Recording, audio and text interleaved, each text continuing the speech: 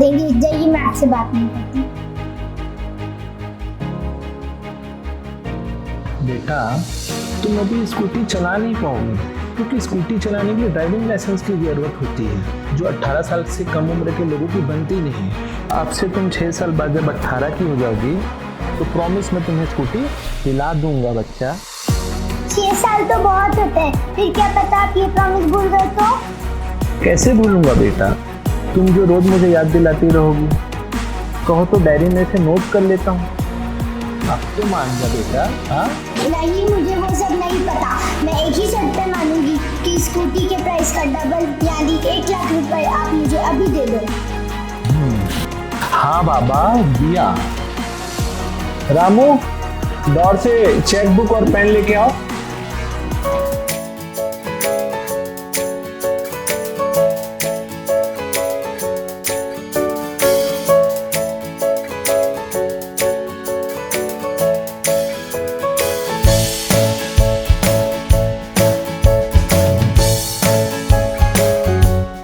ये कल रामू को दे देना और बोलना कि तुम्हारे खाते में जमा कर दे। ठीक है बेटा? आज रात 12 बजे से संपूर्ण देश में संपूर्ण लॉकडाउन होने जा रहा है। हिंदुस्तान को बचाने के लिए, हिंदुस्तान के हर नागरिक को बचाने के लिए, आपको बचाने के लिए, आपके परिवार को बचाने के लिए आज रात 12 बजे से घरों से बाहर निकलने पर पूरी तरह पाबंदी लगाई जा रही है।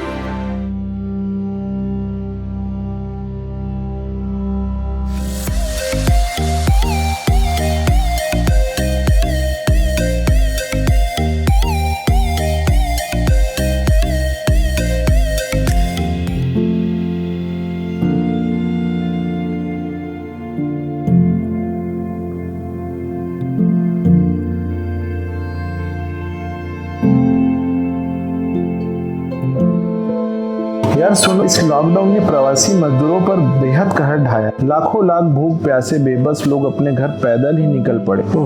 ये देखो, 12 साल की लड़की जामलो मकदाम घर आने की मासूम चाहत में 150 किलोमीटर पैदल चलकर अपने शहर की सीमा में तो पहुंच गई, लेकिन देहरी तक ना पहुंच सकी। भूख और थकान ने उसकी सांसें छीन ली, वो भी तब जब वह घर से चंद कदमों की फासले पर थी। जामलू जैसी बेटी और इन मजदूरों की घर वापसी की चाहत का कोई मोल नहीं। क्या इन गरीबों को सुरक्षित घर नहीं पहुंचाया जा सकता? क्या मैं इनके लिए कुछ नहीं कर सकती? कर सकती हूँ, हाँ जरूर कर सकती हूँ, और मैं करके दिखाऊंगी। मेरे पास 1.5 लाख रुपए हैं, उन्हें खर्च कर मैं कुछ ही लोगों को भेज सकती हूँ। यार हमें कुछ बड़ा करना चाहिए। सुन, अपने स्कूल में एटलीस्ट 100 बसें बंद पड़ी हैं। प्रत्येक बस से नेबर स्टेट से यानी उड़ीसा, झारखंड, मध्य प्रदेश वगैरह में 25-25 आदमी को सोशल डिस्टेंसिंग के नियम को फॉलो करते हुए भेजा तो जा ही सकता है। Wow, really well said. चलो ये आइडिया स्कूल के प्रिंसिपल के साथ शेयर करते हैं। Good morning ma'am, I am Neha of class 7। Very good morning Neha. Ma'am मुझे आपसे हेल्प चाहिए।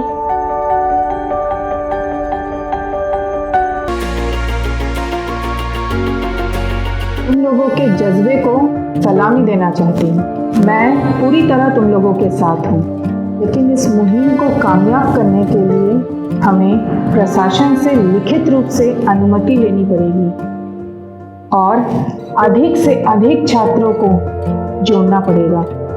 Thanks madam. मैडम, ये कुछ पैसे मेरे पर्सनल सेविंग के हैं, इन्हें स्वीकार कीजिए और जितना जल्द हो सके हमें ये मुहिम शुरू कर देनी चाहिए ताकि मजदूरों की परेशानी कुछ कम हो सके। यस मैम, नेहा इस काम के लिए बेहद ही रहती है। हम सब कुछ करने को तैयार हैं। इस कैंपेन को जल्द शुरू किया जाए मैम। पापा, आज मैं अपने दोनों दोस्तों के साथ प्रिंसिपल मैडम से मिलने गई थी। अच्छा, और क्या बोला प्रिंसिपल मैडम ने? प्रिंसिपल मैडम ने कहा कि वो अपनी तरफ से पूरी कोशिश करेंगी और मेरी हेल्प भी करेंगी। बहुत अच्छे बेटा, तूने मेरा आज मन खुश कर दिया। Daddy, really great. Nothing is greater than to serve humanity. God bless you all बेटा। अब्बू, अल्लाह तुम्हें ऐसे ही नेक ख्यालों से रोशन रखे और कामयाबी बख्शे। इन बच्चों की सोच, संकल्प शक्ति और सेवा भावना ने मेरा भी दिल जीती है। इनके जज्बात को मैं नमन करता हूँ। लंच से पहले अप्रोच मिल जाएगा, कुछ गाइडलाइंस होंगे, इन्हें स्ट्रिक्टली फॉलो करना होगा। ध्यान रहे, हर रवानगी प्रशासन की निगरानी में होगी और वो भी तय जगह होगी। नंदू यादव, रामकली देवी, या भाई, चलिए।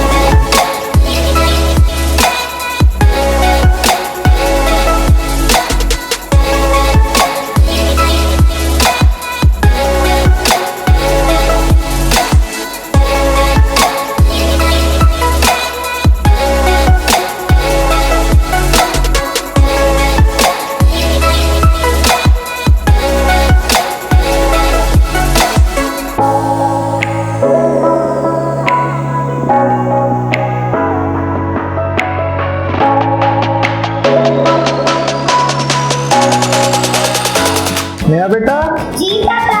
इधर आओ। अरे तुम्हारी उस मुहिम को पेपर के देखो मुख्य पृष्ठ पर जगह मिली है और खूब प्रशंसा भी की गई। मैं यही बोल रही हूँ, मैं भी तुम्हारी इस मुहिम में शामिल होना चाहती हूँ। हेलो खुशी। हाय नंची।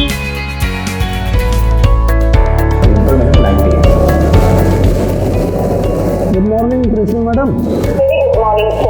आपके स्कूल के बच्चों ने तो कमाल कर दिया।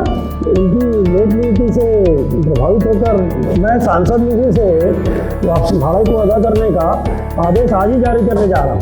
नेहा, आयशा और जेनिफर की इस अनूठी मुहिम से प्रभावित होकर अन्य स्कूल प्रबंधन, बच्चे व उनके अभिभावक भी जुड़ते हैं। इस प्रकार विभिन्न स्कूलों की 500 बस निजी स्तर पर परिचालित होने लगती है और प्रतिदिन 10,000 मजदूर बच्चों के प्रयास व सहयोग से घर वापसी में सफल हो पाते हैं। महीने भर में बिलासपुर और आसपास के शहरों से इन बच्चों द्वारा 1.5 लाख मजदूरों की सड़क मार्ग से सफल घर वापसी संभव हो पाती है। कुछ संस्थाएं बच्चों द्वारा उठाई गई इस मदद के प्रतिव्यय का आग्रह करती हैं, जिसे बच्चों द्वारा विनम्रता से यह कहकर स्वीकार करने से इनकार किया जाता है कि उन्होंने तो बस अपना सामाजिक और मानवीय दायित्व निभाने का एक छोटा सा प्रयास भर किया है। बच्चों की सृजनात्मक सोच से प्रभावित होकर राज्य गृह मंत्रालय उन्हें सर्वश्रेष्ठ नवाचार पुरस्कार